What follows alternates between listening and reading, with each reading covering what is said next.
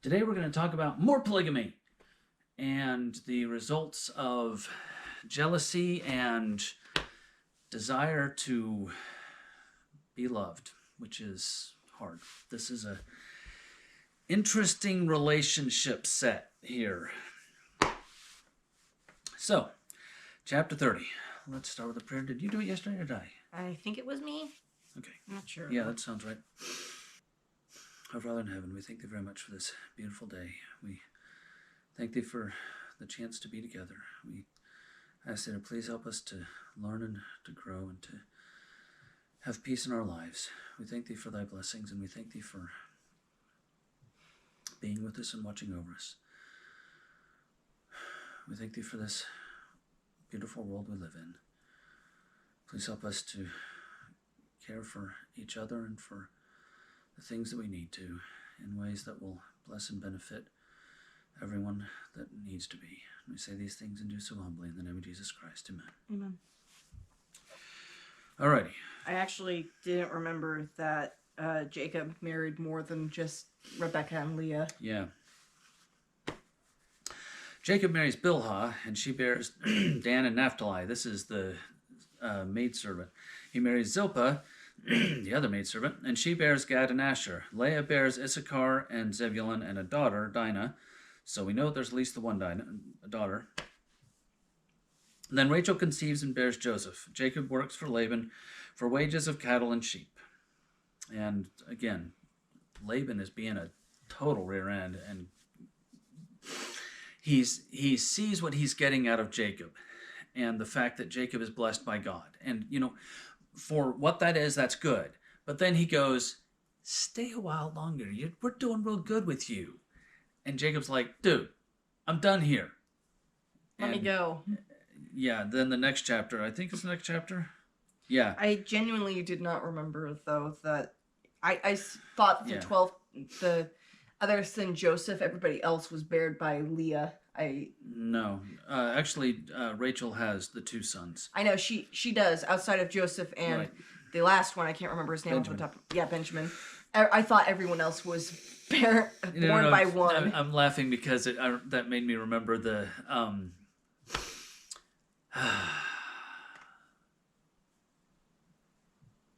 Technicolor Dreamcoat. That's what it is. Where they have the reggae song about Benjamin. Oh no, not he. Benjamin is straighter than a tall palm tree. Oh yes, take him. I have no idea what you're talking about. I'll have to put that one on. Did I put the? Oh dear, I didn't remember to put the video. You'll edit it later. Jacob's Ladder, and now I'll have to do Joseph and Technicolor Dreamcoat. Great show. Don't watch Potiphar's Wife because she's almost topless. But anyhow. And when Rachel saw that she bare no children, Rachel envied her sister and said unto Jacob, give me children or else I die. Yeah, this is back to the Hagar thing. They're starting to get a little bit of tension on this. And Jacob's... Poor guy. I want to have children, dang it! What the heck does this have to do with me? Jacob's anger was kindled against Rachel, and he said, am I in God's stead, who hath withheld from thee the fruit of the womb? And she said, behold my maid Bilhah, go in unto her, and she shall bear upon my knees, that I may also have children by her. Not to be nasty, but I wonder if this was another cousin, but I don't think so. I imagine that this is from another group of people altogether. So, either way. Let's not think about it too hard right now. Yeah. I doubt that it would have been family. He wouldn't have had a servant that he gave to a daughter as family. That wouldn't make sense. But Jacob marries Bilhah, and obviously in the covenant does a proper marriage. But because she's a servant, this is more of a concubine marriage than a actual intentional marriage. So that makes this relationship a little bit more difficult. Mm-hmm. Number 4. Yeah. I'll read 5 too. And she gave him Bilhah for her handmaid to wife, and Jacob went in unto her. And Bilhah conceived and bare Jacob a son. And Rachel said, God hath judged me, and hath also heard my voice, and hath given me a son. Therefore she called his name Dan. I.e., he has judged or vindicated. Hmm. And Bilhah, Rachel's maid, conceived again, and bare Jacob a second son. Oh man, that must hurt. Rachel said, with great wrestlings have I wrestled with my sister, and I have prevailed. And she called his name Naphtali. My wrestling. Yeah. Interesting. Why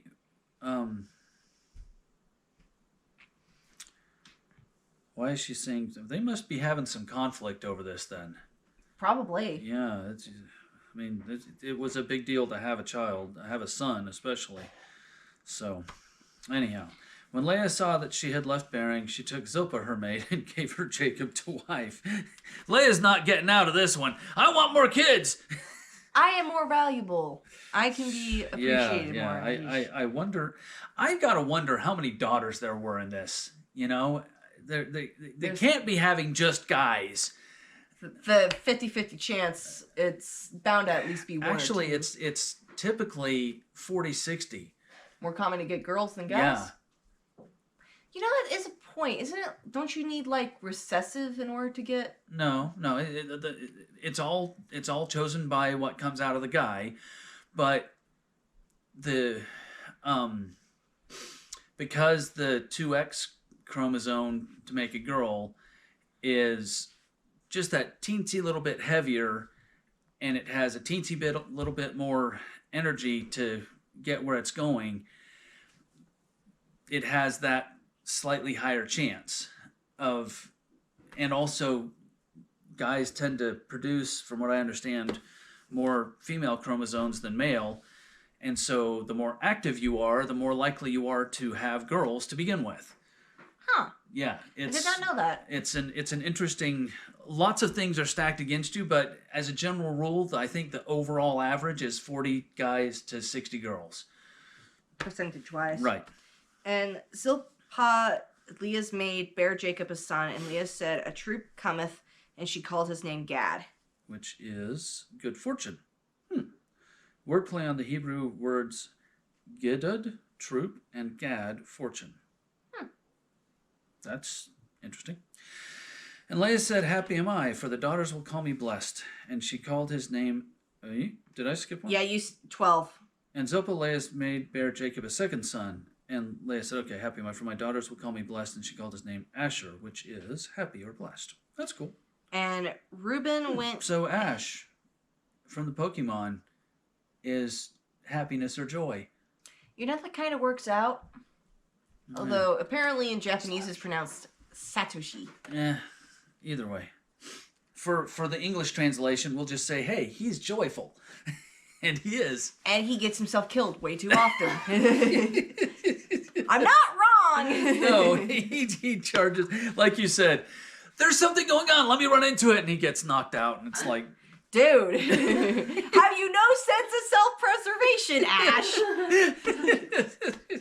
And Reuben went in the days of wheat harvest and found mandrakes in the field and brought them unto his mother Leah. And then Rachel said unto Leah, give me, I pray thee, thy son's mandrakes. Superstitions? So a mandrake is not a plant. Whenever I think of mandrakes, I of course think of screaming plants, Harry Potter. From Harry Potter. But it's a thing obviously that has some sort of cultural, superstitious bearing, reason, whatever, and they bring them back, and so let's go on. And she, again, we need to be better with the pronouns. She said unto her, which said to which? Leah to Rachel. Yeah, that's probably right. Is it a small matter that thou hast taken my husband? Ooh, that's a cut down. Leah was given first, and she's jealous that Rachel was loved more than her all the way through. Wow. Not surprised. And wouldst thou take away my son's mandrakes also? And Rachel said, therefore he shall lie with thee tonight for thy son's mandrakes. So maybe there was a rotation on this. Not to be nasty, but he has 4 wives. They rotate who gets to be with him. Ugh. So she said, I'll give up my chance tonight. You can have him. And Jacob came out of the field in the evening, and Leah went out to meet him and said, thou must come in unto me, for surely I have hired thee with my son's mandrakes. And he lay with her that night. Okay. And God hearkened unto Leah, and she conceived, and bare Jacob the 5th son. And Leah, go ahead. And Leah said, God hath given me my hire, because I have given my maiden to my husband. And she called his name Issachar, which is perhaps there's recompense. Reconciling, recompense, kind of the same root function. I am fulfilled. I have been reconciled, so I am completed. I'm fulfilled. Kind of a. I will say that as this goes on, I'm feeling more and more uncomfortable about this. I can understand that this is how things were back then, and that was the normal, but doesn't change the fact that I feel uncomfortable right now. Yeah, and Leah conceived again and bare Jacob the 6th son. You can do that. All right. You read the next 2. And Leah said, God hath endowed me with a good dowry. Now will my husband dwell with me, honor me, exalt me. So this is more than, this is, wow, because I have borne him 6 sons, and she called his name Zebulun. And Zebulun is the Hebrew Zevul, Zevul, means exalted abode. So Zebulun is something about, I have a holy house. And afterwards she bare a daughter, and called her name Dinah. Sounds good to me. And God remembered Rachel, and God hearkened to her and opened her womb. And she conceived and bare a son, and said, God hath taken away my reproach. Barrenness, yeah. Go ahead and read that. And she called his name Joseph, and the Lord shall add to me another son. Relates to Hebrew root yasha, to add, and asaph, meaning to both take away and to gather. The context plays upon all of those meanings. So, add, gather, take away. Interesting. Yeah, and the other one up here, there was one with whatever. Higher in verse 18, recompense again. Anyhow. And it came to pass when Rachel had borne Joseph that Jacob said unto Laban, send me away that I may go unto mine own place and to my country. Oh my word, he's been there that long? Yeah, he's been there 21 years. Give me my wives and my children from whom I have served thee, and let me go, for thou knowest my service which I have done. And Laban said unto him, I pray thee, if I have found favor in thine eyes, I've been a jerk to you, but hey, let me talk about how good I've been. Let's negotiate. Yeah. Tarry, for I have learned by experience that the Lord hath blessed me for thy sake. Nobody else gets as much good as you do. Can we punch this guy in the face? Just straight up right now. Just give him a good smack and leave. Well, unfortunately, he can't do it quite that easily, but... Obviously. Yeah. And he said, appoint me thy wages, and I will give it. And he said unto him, thou knowest I have served thee, and how thy cattle was with me. For it was little which thou hadst before I came, and it is now increased unto a multitude. I mean, when cattle are your money, that's a big deal. True enough. And the Lord hath blessed thee since my coming, and now when shall I provide for mine own house also? For it was little which thou hadst before me, before I read came. 30. Oh, my bad. And so, wait, what? I was reading 30. Oh. I just read 30, sorry. You can read the next two then. I thought you read 29. I read 30. So Whatever, I'll move on. And he said, "What shall I give thee?" And Jacob said, "Thou shalt not give me anything. If thou wilt do this thing for me, I will again feed and keep thy flock." I will pass through all thy flock today, removing from thence all the speckled and spotted cattle, and all the brown cattle among the sheep, and the spotted and speckled among the goats, and of such shall be my hire. So my righteousness answer for me in time to come, when it shall come to my hire that before thy face, every one that is not speckled and spotted among the goats and brown among the sheep, that shall be counted and stolen with me. So basically, any of the animals that are brown or multicolored, or have more than just plain white, Polka dots. I'll keep, and you can have the rest, because maybe at that moment most of everything was white, and so this was less than half whatever of the animals. So, and Laban said, "Behold, I would it might be according to thy word." So Laban's okay with this. There's not all that many spotted and speckled out there, so let's do this. And he removed that day the he-goats that were ring-straked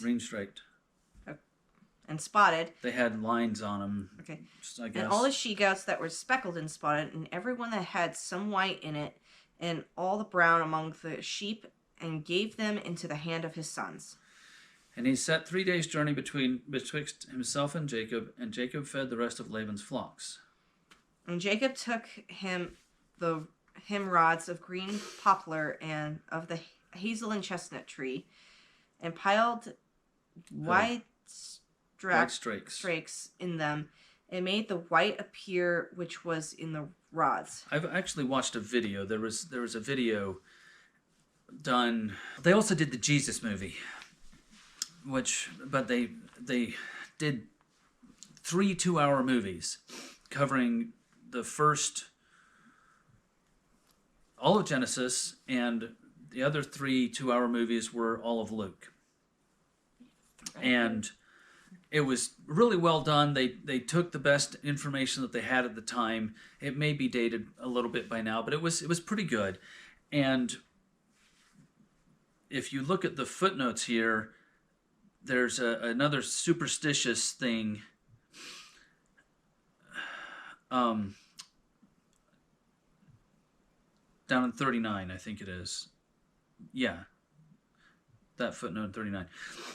They took rods, and the hazel, footnote says almond tree, so, either way, they pilled them, they cut lines in them. In the video, they had kind of a spiral line in them, in some of them, and maybe others it was straight across. It was just different designs to be, this isn't all bark now, it has a scratch in that. Anyhow, so they then take them, and when the animals are standing in a stream drinking, read the next verse. 38. And he set the rods which he had pilled before the flocks in the gutters and the watering troughs when the flocks came to drink, that they should conceive when they come to drink. Now, obviously, that's not going to happen, but... And the rocks conceived before the rods, and Flocks brought forth... You said rocks. Flocks. Whatever. And the flocks conceived before the rods. I've got R on my mind. And brought forth cattle ring-straked, speckled, and spotted. So now Jacob is getting an increase to his wages because they have more animals that are being born that are going to be multicolored. And Jacob did separate the lambs and set the faces of the flocks towards the ring-straked, and all the brown in the flock of Laban, and he put his own flocks by themselves, and put them not unto Laban's cattle. And it came to pass, whensoever the stronger cattle did conceive, that Jacob laid the rods before the eyes of the cattle in the gutters, that they might conceive among the rods. But when the cattle were feeble, and he put them not in, so the feebler were Laban's, and the stronger were Jacob's. And the man increased exceedingly, and had much cattle, and maidservants, and manservants, and camels, and asses. So... Bit of magical trickery? supposedly. This is superstition, but It should be working. well, he obviously asked God to help him with this, and God was honoring him because he was being a good person. And somewhat, well, what's the word? Not manipulated. He's being conned Yeah. by Laban, but this isn't about the con. This is about Jacob is doing good. He's following God's laws, and he asks God to help him out and bless him. And so all of the strong animals are staying with Jacob, and all of the weak ones are left for Laban. And Jacob has all of this wealth that he is gaining because he is able to keep these, and it causes other problems, which we'll go into next time. But this becomes an ongoing, well, wait a minute, what about this with Laban? And Jacob finally in the next chapter just goes, screw this, I'm leaving. Screw this crap, I'm out. Yeah. You can take this job and shove it, you know. Yeah. Anyhow. Laban's not a great guy.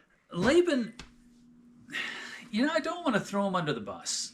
He was obviously not a horrible person, but he's trying to profit off of someone because he can. And that's not always a horrible thing, but the way he's played in this gives him a lesser standing. And you know, the people who write the history get to play it.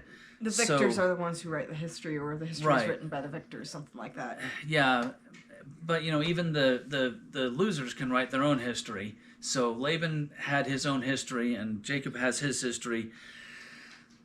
In the end, this was Jacob receiving blessings for being a good person, and Laban saying, you can do what you want, and I'll be okay with it.